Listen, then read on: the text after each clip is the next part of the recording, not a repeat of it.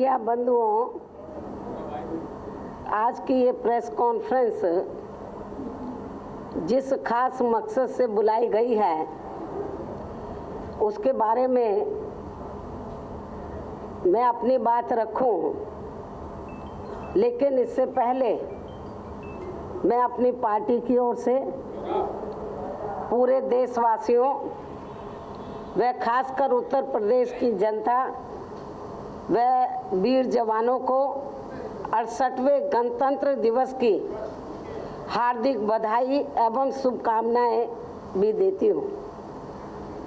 इसके साथ ही आप लोगों को ये भी मालूम है कि परम पूज्य बाबा साहब डॉक्टर भीमराव अंबेडकर की अथक मेहनत व मानवता के प्रति उनकी जबरदस्त सूझबूझ एवं देश हित की धर्मनिरपेक्ष सोच के फलस्वरूप बना संविधान आज के दिन से ही देश में लागू हुआ था और यही पवित्र संविधान ही देश की समूची आम जनता की असली विरासत, प्रेरणा व शक्ति भी है। और इतना ही नहीं बल्कि हर वर्ष यही वह दिन होता है जब केंद्र व राज्यों की सरकारों को ये आंकलन करना चाहिए कि देश के संविधान के अनुरूप मानवीय उद्देश्यों को हासिल करने में इन्होंने कितनी सफलता प्राप्त की है, देश में कितनी गरीबी व बेरोजगारी दूर हुई है तथा सामाजिक न्याय व आर्थिक समानता के क्षेत्र में देश ने कितना ठोस व संतोषजनक काम किया है, जिसका सही आंकलन करके ही अब उत्तर प्रदेश में विधानसभा के लिए हो रहे आम चुनाव में यहाँ की जनता को अपना वोट करना चाहिए। ऐसी मेरी जनता से पुरजोर आज ये अपील भी है। और अब मैं मुख्य मुद्दे को मद्देनजर रखते हुए सबसे पहले ये कहना चाहूँगी कि जब भी उत्तर प्रदेश में बीएसपी सत्ता में आई है तो तब बीएसपी की सरकार ने यहाँ हर स्तर पर बिना राजनीतिक, धार्मिक व जातिगत द्वेष की भावना से ही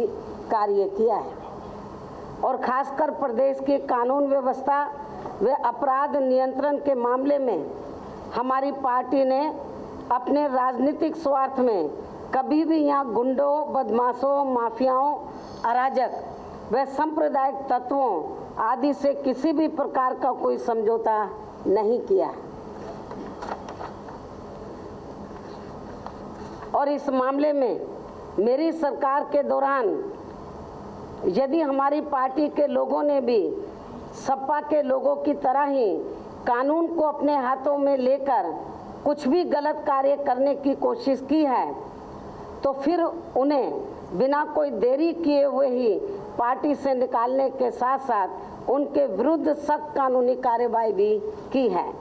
तथा उनको जेल तक भी भिजवाया गया है। ये सब जानकारी आप लोगों को भी है और अब सरकार बनने पर आगे भी इसी किस्म की शक्ति बढ़ती जाएगी ताकि मेरी सरकार के समय में प्रदेश की कानून व्यवस्था पर कुछ भी आंच ना आ सके। इसके साथ साथ मैंने अपनी सरकार के समय में कानून व्यवस्था व अपराध नियंत्रण के अभियान के दौरान यहाँ शातिर अपराधियों की बुरी संगत में पड़े लोगों को भी सुधारने का हर संभव पूरा प्रयास किया है। इसके साथ ही मेरी रही सरकार ने इस बात का भी विशेष ध्यान रखा है कि यदि किसी भी समाज व किसी भी धर्म के प्रभावशाली व्यक्ति को, मैं इस बात को फिर रिपीट करती हूँ, इसके साथ ही मेरी रही सरकार ने इस बात का भी विशेष ध्यान रखा है कि यदि किसी भी समाज व किसी भी धर्म के प्रभावशाली व्यक्ति को उसके किसी विरोधी द्वारा किसी भी द्वेष की भावना से उस पर जबरदस्ती फर्जी अपराध के गंभीर आरोप लगाकर उसे जेल की सलाखों में भिजवा दिया है तो फिर इस किस्म के षड्यंत्र के तहत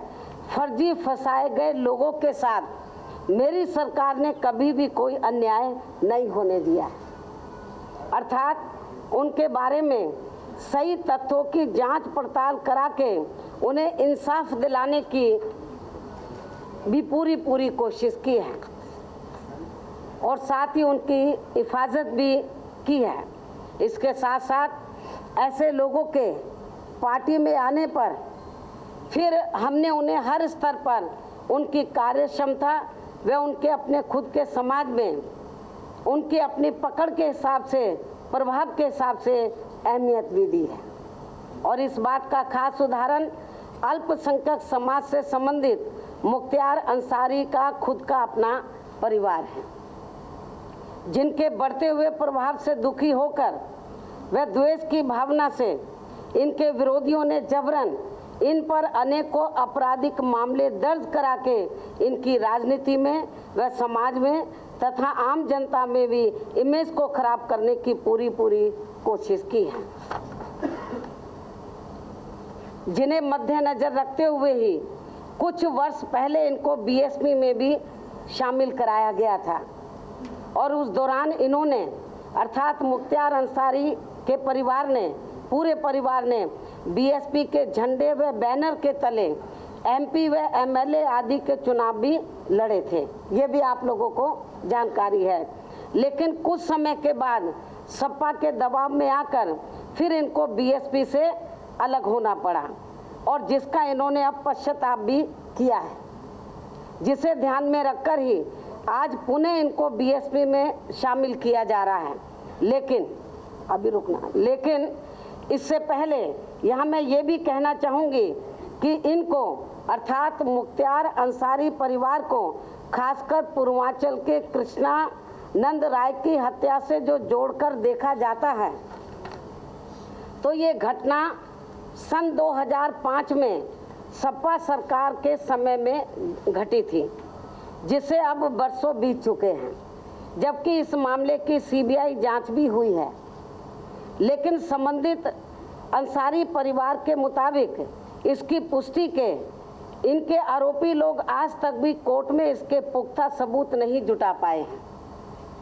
इसलिए इन सब बातों को भी ध्यान में रखकर तब इनको यानी कि अंसारी परिवार को बीएसपी में शामिल करने का फैसला लिया है। इसके साथ ही यहाँ मैं ये भी कहना चाहती हूँ कि इस समूचे परिवार के वर्षों से राजनीति में सक्रिय बने रहने की वजह से वर्तमान में यहाँ उत्तर प्रदेश में विधानसभा के लिए हो रहे आम चुनाव में इनके कुछ सीटों पर टिकट भी फाइनल कर दिए गए हैं,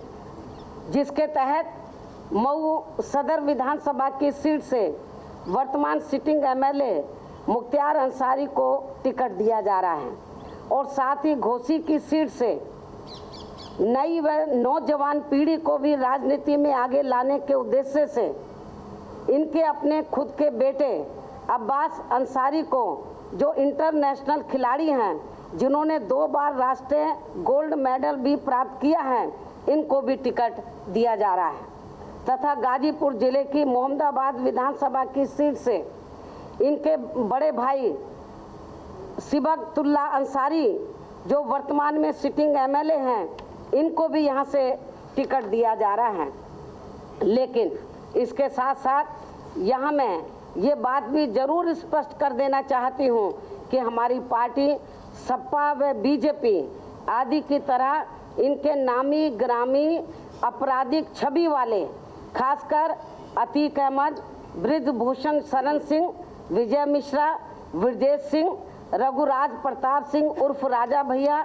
धनंजय सिंह, रमाकांत यादव, उमाकांत यादव, डीपी यादव, चंद्रपाल व दीप नारायण यादव आदि जैसे लोगों को अपनी पार्टी में कतई भी हमारी पार्टी कतई भी शामिल करने वाली नहीं है। अर्थात ऐसे आपराधिक छवि वाले तत्वों को बीएसपी में तब तक शामिल नहीं किया जाएगा जब तक ये लोग खुलेआम वे पर्दे के पीछे से भी अपने आपराधिक कृत्यों को करना बंद नहीं कर देते हैं। लेकिन यहाँ मैं ये भी कहना चाहती हूँ कि इनके आपराधिक कृत्यों की सजा इनके परिवार के ईमानदार व शरीफ लोगों को कतई भी नहीं दी जाएगी। हालांकि इनमें से कुछ नाम ऐसे भी हैं जिन्होंने मेरी सरकार के सामने घुटने टेके हैं। जब हमारी पार्टी पावर में थी तो जिनके मैंने नाम गिनाए हैं अभी, तो इनमें से कुछ नाम ऐसे भी हैं जिन्होंने मेरी सरकार के सामने घुटने टेके हैं और अपराध के रास्तों को छोड़कर सुधरने का भी आश्वासन दिया है। और फिर ऐसे कुछ तत्वों को, लोगों को कुछ समय के बाद उन्हें पार्टी में भी शामिल कराया गया है तथा एमपी व एमएलए आदि के चुनाव भी लड़ाए गए हैं। किंतु इनके एमपी व एमएलए बनने के बाद फिर से इन्होंने पुराने आपराधिक कृत्य करने शुरू कर दिए थे, जिनको हमने इनमें से लिया, जिनके मैंने नाम गिनाए, जिसकी वजह से फिर ऐसे तत्वों को हमारी पार्टी ने निकाल कर बाहर किया तथा मेरी रही सरकार ने भी इनके मामले में काफ़ी सख्त रुख अपनाया था और ये सब किसी से छिपा हुआ नहीं है। और अब ऐसे तत्वों को बीएसपी में फिर से शामिल नहीं कराया जाएगा, ये भी मैं आपको बताना चाहती हूँ। इसके अलावा यहाँ मैं ये भी कहना चाहती हूँ कि वर्तमान में उत्तर प्रदेश में विधानसभा के लिए हो रहे आम चुनाव में खासकर टिकट देने के मामले में बीजेपी द्वारा अल्पसंख्यक समाज की घोर उपेक्षा किए जाने से भी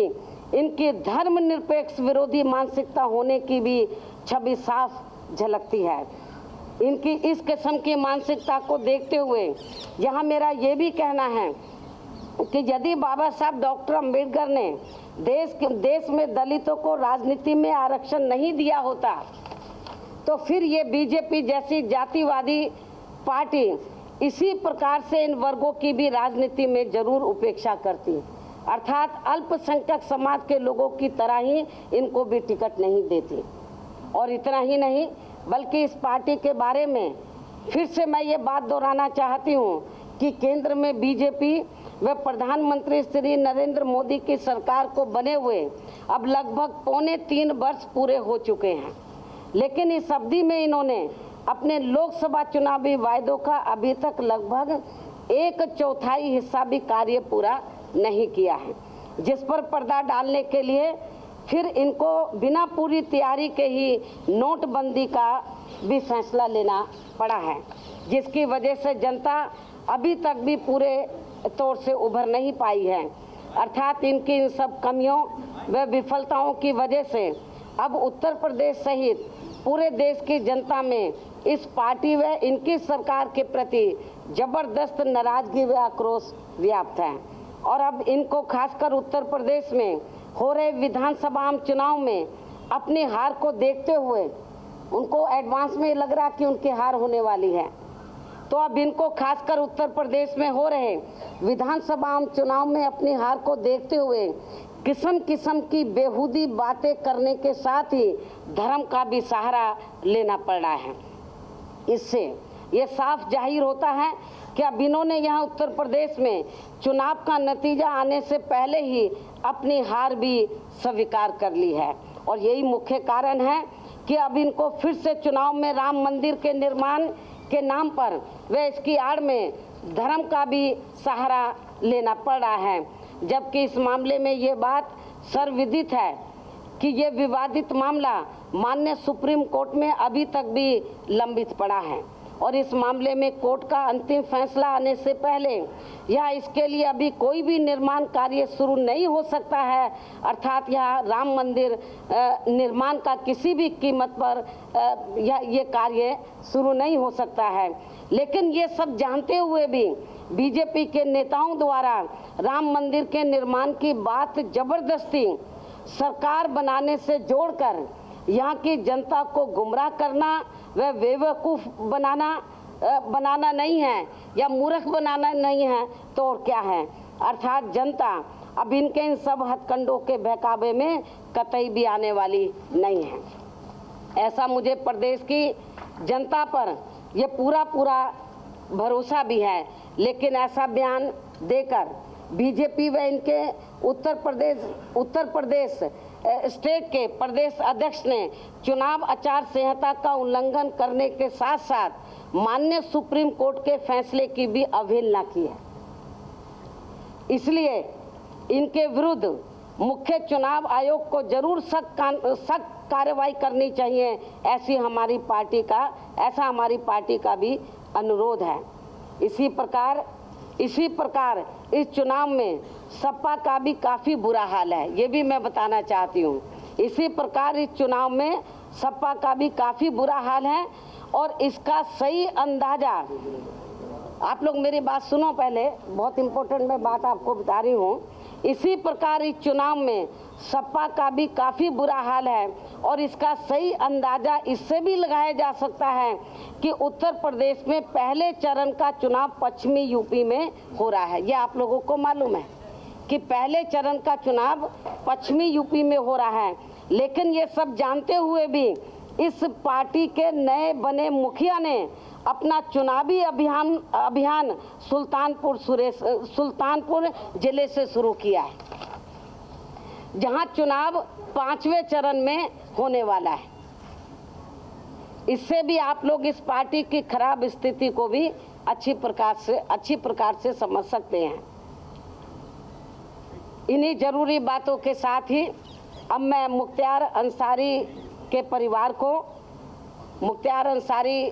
तो अभी जेल में हैं, लेकिन इनके जो भाई हैं, इनके लड़के हैं या इनके जो नज़दीकी लोग हैं, इनके जो परिवार के लोग हैं, इनके परिवार को एवं इनके अनुयायियों एवं समर्थकों को भी आज बीएसपी में मैं शामिल कर रही हूँ। इनके साथ साथ यानी कि अंसारी परिवार के साथ साथ मैं आप लोगों को ये भी बताना चाहती हूँ कि आज इलाहाबाद हाई कोर्ट के 7 अक्टूबर सन 2004 से लेकर 4 जनवरी सन 2014 तक लगभग 9 वर्ष 3 महीने तक जज रहे मान्य श्री सबाजीत यादव व इनके अन्य साथियों को भी आज बीएसपी में शामिल किया जा रहा है। ये आपके सामने खड़े हुए हैं और इन्होंने पहले प्रैक्टिस भी की है और बहुत ही सुलझे हुए हैं और बहुत अच्छे जज रहे हैं। पहले वकील थे, लगभग 9 साल तक ये इलाहाबाद हाई कोर्ट में जज रहे हैं और इनको आप लोग अच्छी प्रकार से जानते हैं। तो इनको मैं यानी कि श्री सबाजीत यादव को जो अब रिटायर हो चुके हैं और इनके साथियों को आज मैं बीएसपी में शामिल कर रही हूँ और अर्थात इन सब का मैं बीएसपी में आने का स्वागत भी कर रही हूँ। और अंत में अब मैं अपनी बात यही समाप्त करती हूँ। धन्यवाद। अब पूछो। अब 1 मिनट भाई रुको थोड़ा सा, इनको पहले बोलने दो, फिर इनको बोलने दो, फिर आप पूछना। आप बोलो कहाँ? अच्छा हाँ, 68वें गणतंत्र दिवस की शुभकामना और बधाई के साथ